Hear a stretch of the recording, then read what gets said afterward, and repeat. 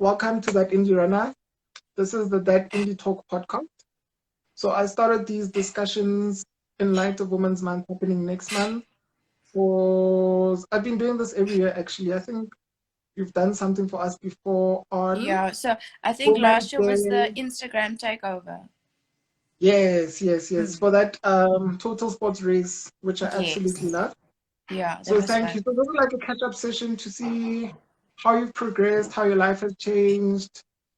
We're going to talk about running, women's issues, women in sport, Corona, Perfect. just to give you an overview of the rundown for this discussion. So to kick things off, I'd just like you to introduce yourself to everybody watching this.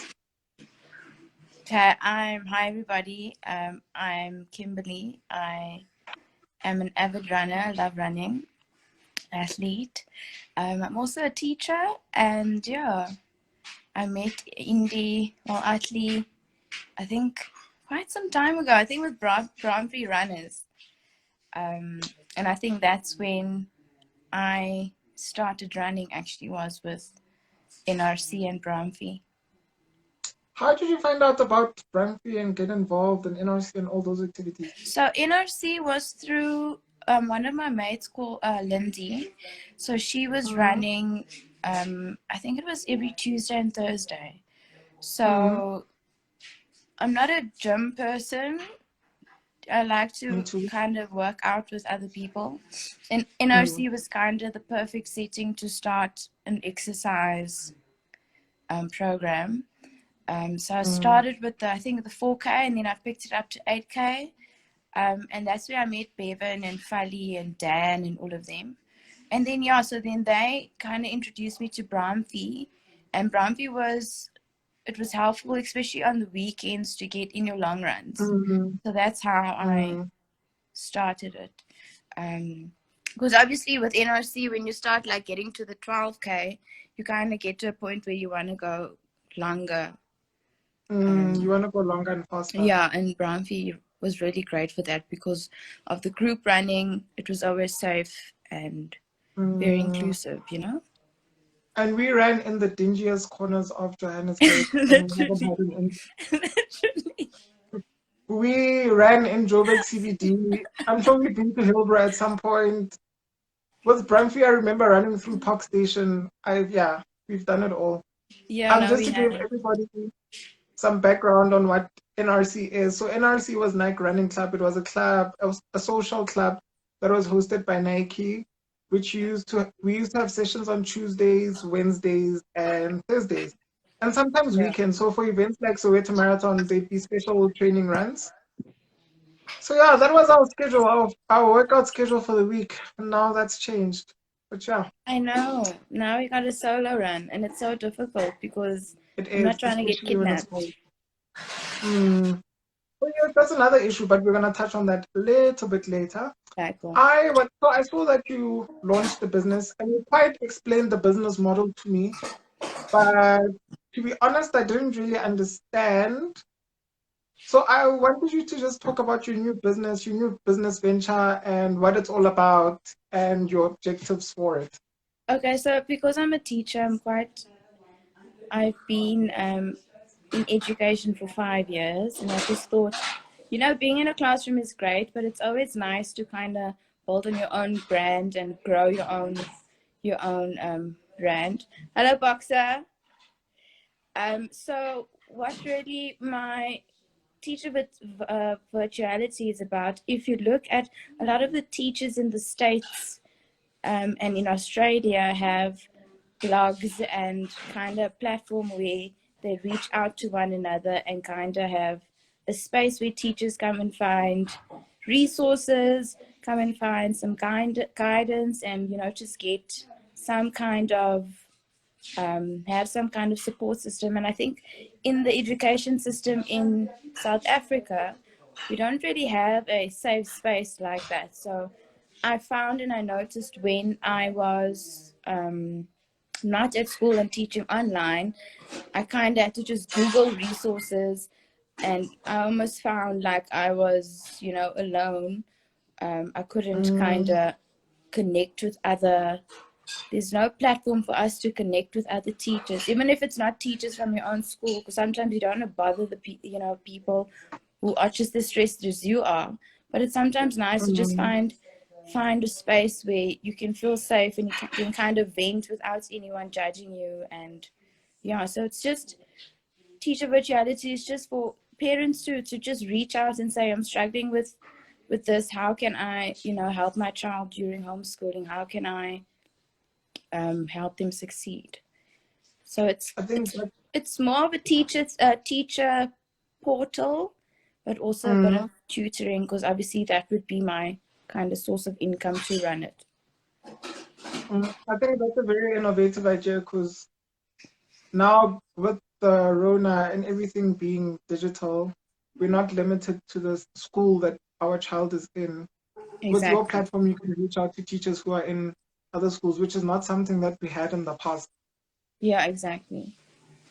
And you also mentioned when you're in the classroom, you're kind of in your own like bubble. But when you're teaching online, it's a new space. No one's really had any experience in that. So we need to help each other. And parents too, they need help because they're struggling. And you also mentioned that the resources that are currently out there for kids are very westernized, and they're not diverse. They're not diverse. And they don't tell the stories that our kids can one day tell their kids about, It's not stories that we are creating as Black South Africans, or even South Africans just in general. A lot of the stories are American based, and it's not very relatable to our kids. Like, we are currently reading Charlie and the Chocolate Factory, but it's very far-fetched. And it's a great story, and it's a great, text and whatever, but it's very far-fetched, and it's not as... I think we can't emotionally connect with the actual book. We're not reading books like... Yeah, it would be different.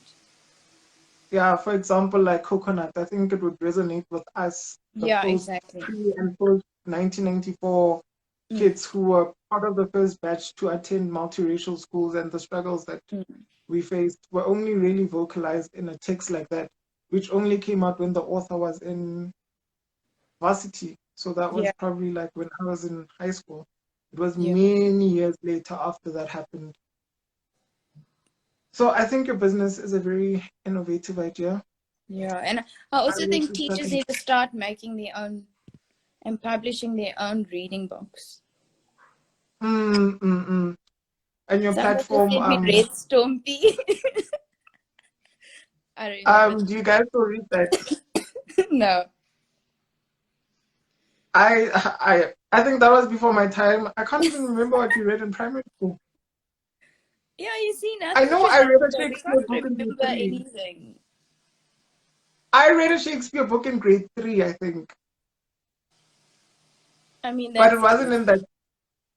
It wasn't in that English that I can't comprehend. So moving away from your business and focusing more on your fitness journey, how did you start getting active? Not necessarily with running, but movements, sporting activities from your primary school. How did you start? How has it grown over the years? So I ran a bit in primary school. High school, I was more into dancing and gymnastics. And then it kind of picked up in the first year I started teaching. So when I was 19, I developed multiple embolisms on my lungs, right? So because I have endometriosis, the gynae suggested that obviously going on the pill will help with the cramps, with the heavy period and so forth. But it obviously, I developed blood clots on my lungs. Hi, Teeks, Dr. Teeks. So I developed blood clots on my lungs, and it's basically like having a mild heart attack at the age of 19. I mean, it's the most bizarre thing. So obviously I couldn't exercise and stuff because the doctor was just scared that I would develop another clot, and if the clot goes to your brain, you can have, like, it's all this whole like hectic thing. So when my doctor did give me the go ahead, he said you can exercise, but I would suggest that it just be running. Because you can do some light running, short distances, nothing too intense, and let's see how it goes. And yeah, my body reacted well to the running, and yeah, so that's how because obviously not exercising for 2 to 3 or 4 years, you obviously start, like I was very skinny, like very skinny. I had no muscle. And I think if you look at some pictures in my early running days, I almost look like a little spaghetti amongst all the guys. So running I need to keep up with the guys. yeah. But I looked terrible. I was like stick thin. But because of not exercising, I had no muscle in my legs. And I think naturally I'm just a very skinny person, so I need to exercise to keep that toned look. You see, TK even remembers I was very, very skinny. I think you're skinny now, so I can't imagine you skinnier than what you are right now. At least now I have a bit of muscle. Then I had just skin and bones. I would like to see those pictures. I'll send you my early NRC pictures. Oh, it was terrible. You definitely send those through. So you started running. You started with Branfi, NRC. There was the pack. How has your running journey been throughout the years? I think you've also finished a marathons. Okay, so from Branfi, I moved and joined the pack with Zonke and Zama. And then I think that's when I really grew into the identity of a runner. So I would do a lot of half marathons. I've done quite a bit of marathons too. And then they, as a group, obviously they were all going to Cape Town to do this 2 Oceans. And I was like, guys, I have to do it as well. I mean, what the hell? I remember my first very long race was Tough One. Hold it there. So guys, Tough One is this devilish race, which is 32 kilometers. It's hills for 32 kilometers. I did it in 2014 and I still haven't recovered from it. I'm still thinking about those hills. I haven't done it again. How was Tough One? That is terrible. And I think I did it in 4 hours. I cried along the way. And I remember V passed me and she's like, nope, we have to go. We have to finish. And I was just bawling with tears because it was terrible. Like, it was my first really long race and it was hard. I was like, no, guys, I can't do this. I can't do this. Oh, I remember when I did Tough One. So I was wearing, if you guys know me, if it's summer, I'm going to run in short shorts no matter what. So I was wearing the shortest shorts ever. And I have thick thighs, so I was chafing. And at about 12 kilometers, I was like, if I don't get Vaseline right now, I will not survive this race.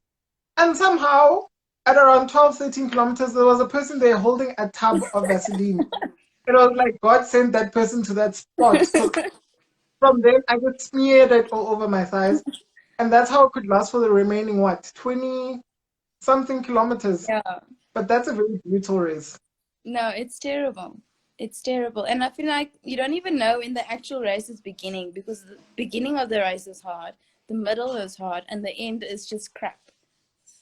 It's just rolling hills, up, down, and the second half you're just climbing and climbing and climbing. I remember we were like by the entrance of Sandton, and I was like, when did we get to Sandton? How are we going to get back to Randburg?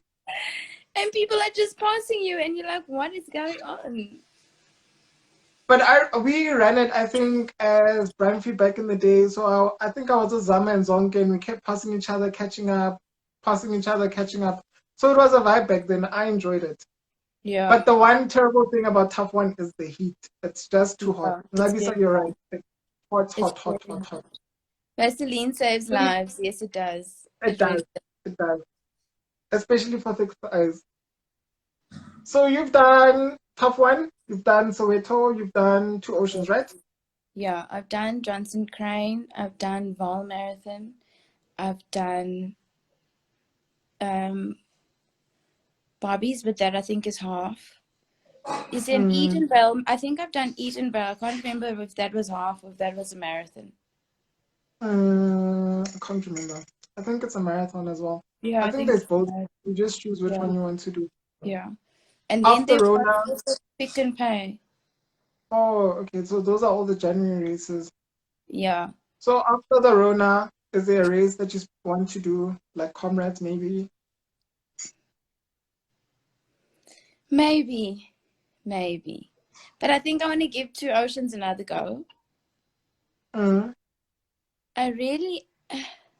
I have like this love-hate relationship with Two Oceans because leading up to it is really amazing, but the day after is really terrible. I can imagine 56 kilometers. Yeah. You would feel like that. Mm. Exactly. Mm-mm. You are Your literally. boyfriend's sending googly eyes, but I know that if you did Comrades, you wouldn't do it alone. He'd be with you. You'd have to be. I mean, someone has to carry my water and stuff. There's water points, there's a backpack. No, he can run with the backpack. Building on what I just said, this was a question in my DMs that I was talking about. Somebody asked, how is it running with having a partner that runs versus not having a partner that runs? So having a partner that runs is really awesome because they can push you. So I'm a very lazy runner, and like my body always remembers how to run. It's not like I can stop for 2 weeks and then I'm dying on the first run back. Like I go back and it's always the same. So in my mind, I'm like, oh, I can stop running for a month and it will still be the same later on. So it's nice for him because he's able to say, no, we're going running today, and then I don't really have a choice. I have to get up, I have to get done, make it look like fashion, and yes. Always. Yeah. I remember during lockdown while I was doing my yoga, my personal yoga challenge, you guys were running in the basement and you did a half marathon on the last day. Yes. Right? It was very In the hard. basement. How So was what that? we did was every day of lockdown was the amount of kilometers that we would be running. So day 1 we did 1, day 2 we did 2 kilometers, day 3 we did 3 kilometers, day 4 we did 4 kilometers, and so on. So day 21 we did 21 kilometers. I did miss a few days in between, but weirdly enough, my boyfriend did every single day. Oh, wow. Yeah, he literally ran. I think I missed 3 or 4 days. But yeah, running in a basement is not fun because you're running in circles. So your one knee starts feeling sore, and your hip, because of the turning all the time, also hurts a bit. So I think in between we actually did go to my cousin who is a chiro. I can't remember if that was before level 5 or after level 5. But yeah, the running in circles was not great. It was difficult. And also you're I running. commend you guys. Yeah. Oh, yeah, Yeah, no. because the basement I was commend you guys uphill. for doing that. Yeah, it was terrible. But it was But now you're strong. It was a good achievement because, I mean, else we would just be sitting at home doing absolutely nothing. Yep. And also, it's the longest time that we've actually spent together, so it helped us not kill each other. So now your relationship is stronger.